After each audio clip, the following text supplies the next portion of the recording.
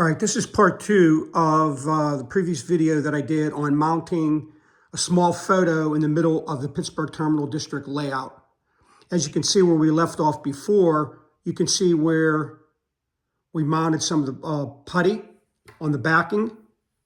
And next we're going to use a part of an older scene, ironically from the same larger photo of the cement plant. And that's going to serve as our backing, and you'll see why here in a moment.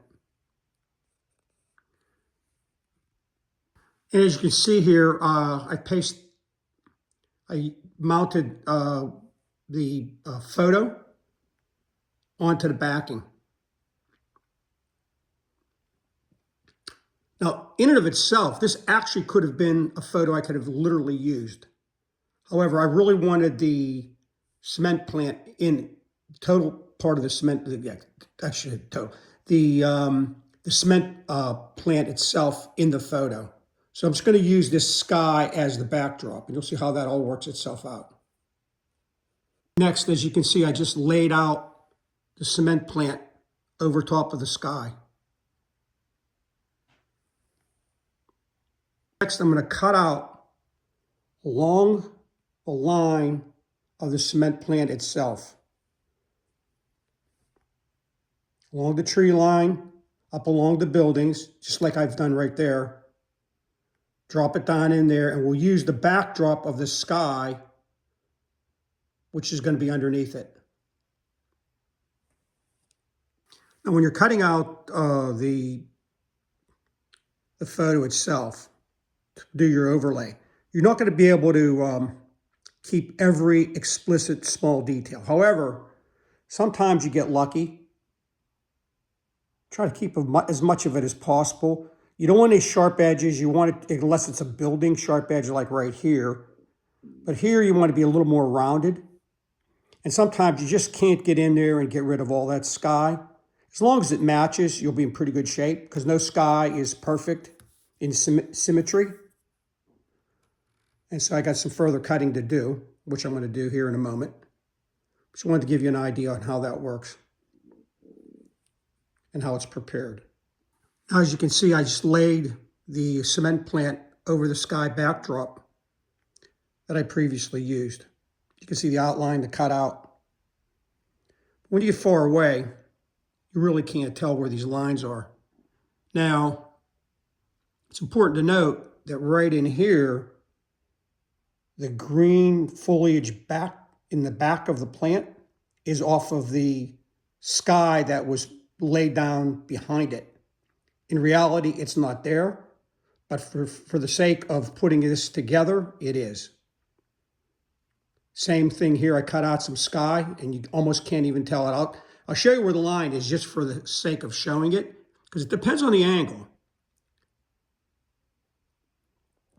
You see where that line is? But when you pull it out, it blends in pretty well.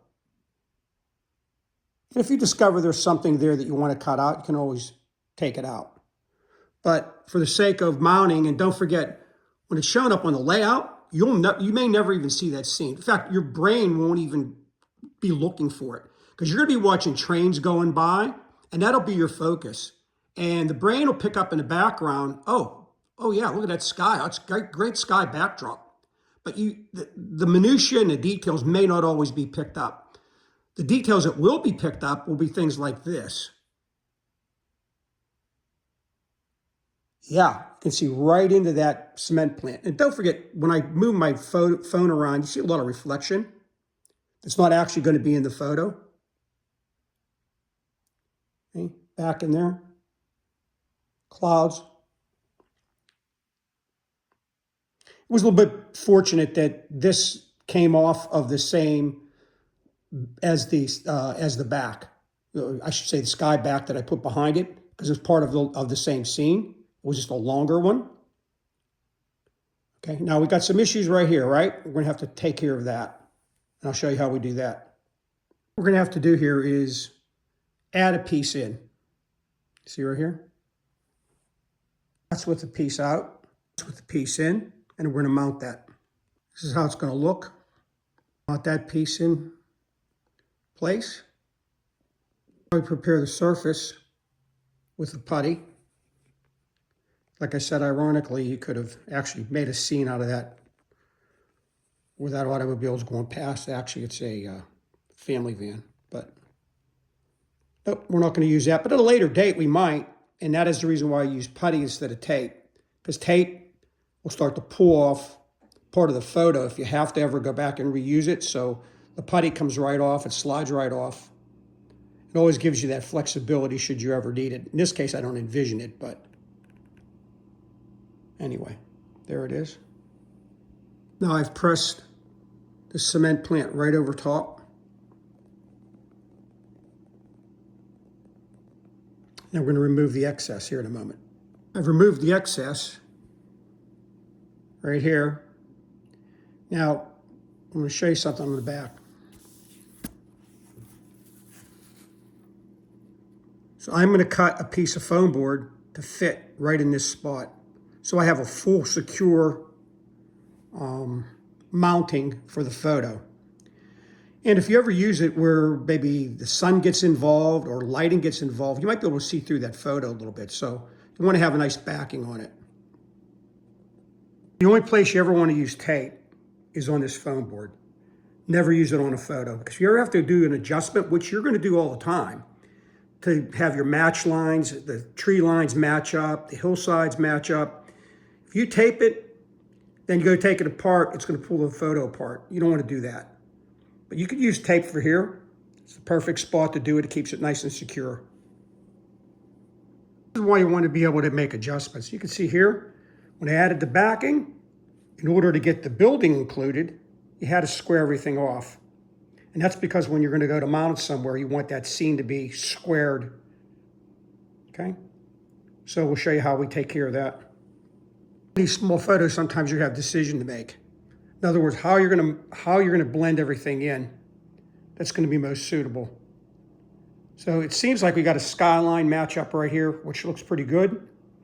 Probably put it in place right about there and see what happens. Question here was underlay or overlay. Because what was underneath it, I had to do an overlay. Like I say, when you do this, it lends new definition to cutting and pasting. Do some cropping, but previously I used some putty.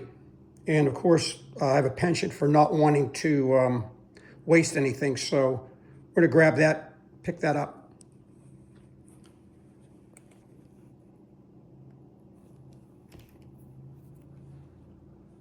And now I'm going to crop it. Did some cropping.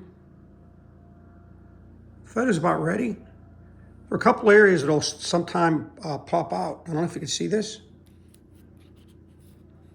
but it's actually off there a little bit. And don't worry about that. It doesn't have to be plastered right down against the backing of the sky there, because you want it to come out. It gives you a little bit more of depth perception, and it's what you want. The joints, they're going to be taken care of multiple different ways. Slide a little bit of paint in there sometimes, a little acrylic paint, touch it in where it's pretty obvious. It's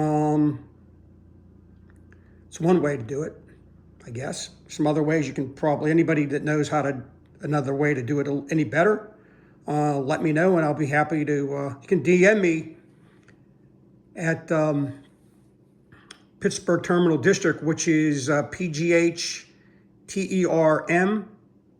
@gmail.com. Any ideas, likes, dislikes, just make your comments there. And hey, I do a lot of criticism of weathered locomotives, rolling stock, etc. And I do a lot of criticism on it. And I'd like to see some criticism of some of the things that I do. Don't say anything too harsh, but you know what I mean. Always looking for ideas which to improve, make things better, easier sometimes, many cases. We don't ever want to sacrifice or compromise quality. You want it to be as show quite a nice quality with these photos and backdrops, but you're always looking ways to enhance them, make them better. Like I said, there's some areas like right in here that could get taken care of a little bit better. That might be done with some little paint and touch up, but you know, it depends on how it goes. And you get a little bit of jagged edges like this, and that got to get removed. which will get removed a little bit later. But anyway, thanks for watching part 2.